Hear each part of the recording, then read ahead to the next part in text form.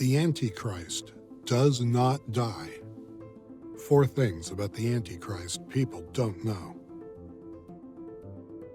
There are different things within the scriptures which are written about the Antichrist.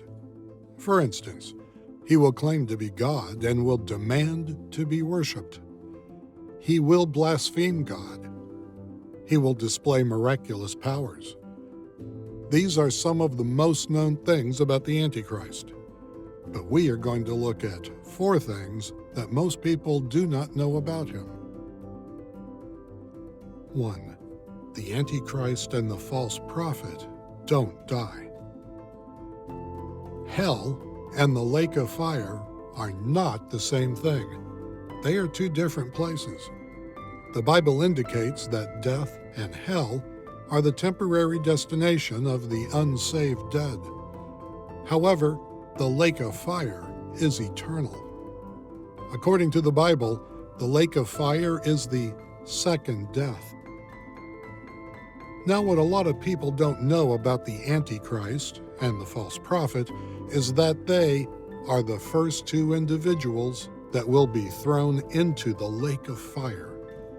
Within the Bible, there is no record of the Antichrist or the false prophet being judged.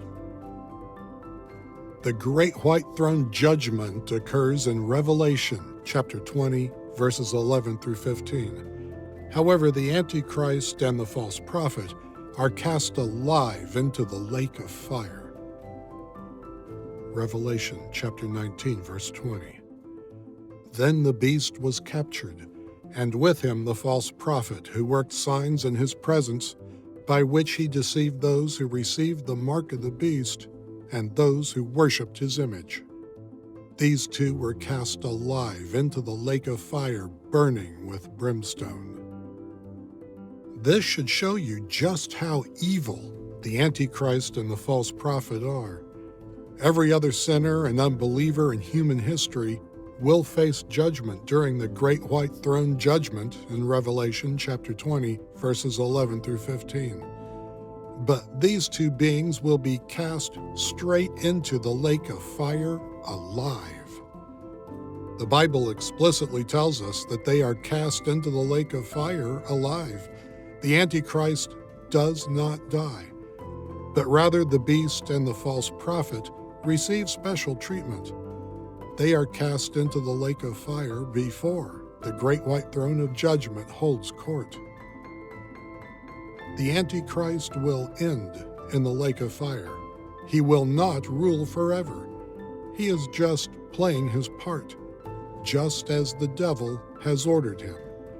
And when he is done playing his part, he will end in the lake of fire where there is no end. Revelation chapter 19, verse 19. And I saw the beast and the kings of the earth and their armies gathered together to make war against him that sat on the horse and against his army.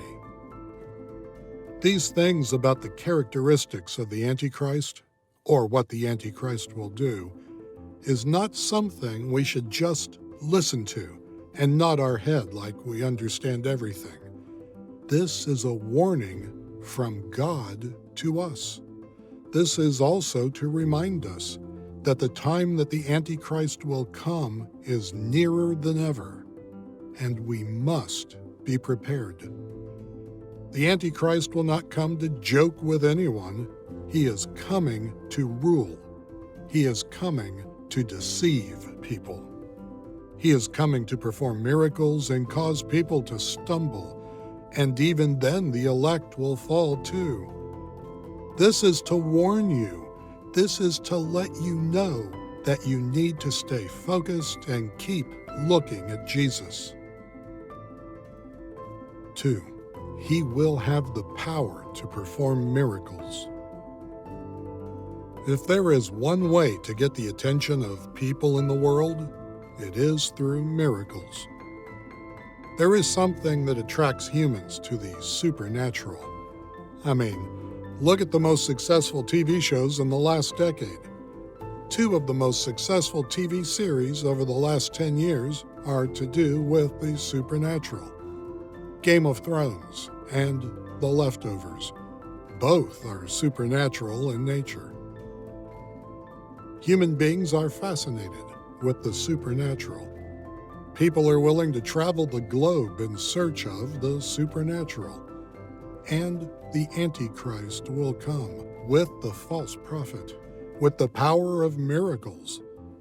The Antichrist will be empowered by the devil to perform miracles just to win people over. The devil has real power. However, his power is nowhere near the power of God. But nevertheless, he is a powerful being that should not be underestimated. After all, he is formally one of God's highest angels and has the power to deceive and to emulate miracles. We see in the book of Exodus the devil energizing Pharaoh's magicians to perform miracles. Exodus chapter 7, verses 8 through 12. And the Lord spake unto Moses and unto Aaron, saying, When Pharaoh shall speak unto you, saying, Show a miracle for you, then thou shalt say unto Aaron, Take thy rod and cast it before Pharaoh, and it shall become a serpent. And Moses and Aaron went in unto Pharaoh, and they did so as the Lord had commanded. And Aaron cast down his rod before Pharaoh and before his servants, and it became a serpent. Then Pharaoh also called the wise men and the sorcerers. Now the magicians of Egypt, they also did in like manner with their enchantments. For they cast down every man his rod, and they became serpents. But Aaron's rod swallowed up their rods. Even in this story in Exodus, God demonstrated his power over Satan. The Antichrist and the false prophet will have the power to do all different kinds of miracles, and people will believe him and follow him. Many people will follow him and will forget God. Revelation chapter 13, verses 13 and 14. And he doeth great wonders, so that he maketh fire come down from heaven on the earth in the sight of men, and deceiveth them that dwell on the earth by the means of these miracles, which he had the power to do in the sight of the beast, saying to them that dwell on the earth, that they should make an image to the beast, which had the wound by a sword and did live. 3. The Antichrist will be wounded to death, but he will be healed. If we go to the Revelation of John, that tells us about the beast from the sea and another one from the land, we see that the beast from the sea had an injury in the head. Revelation chapter 13, verse 3. And I saw one of his heads as it was wounded to death, and his deadly wound was healed, and all the world wondered after the beast. 4. The Antichrist will be an instead of Christ, rather than opposite. 1 John chapter 2, verse 18. Little children, it is the last time, and as ye have heard that Antichrist shall come, even now are there many Antichrists, whereby we know that it is the last time. The Bible tells us that he, the Antichrist, will come in the last days to do many things. We ask many questions about who this Antichrist is. We are curious, and we want to know if this Antichrist is in the world already.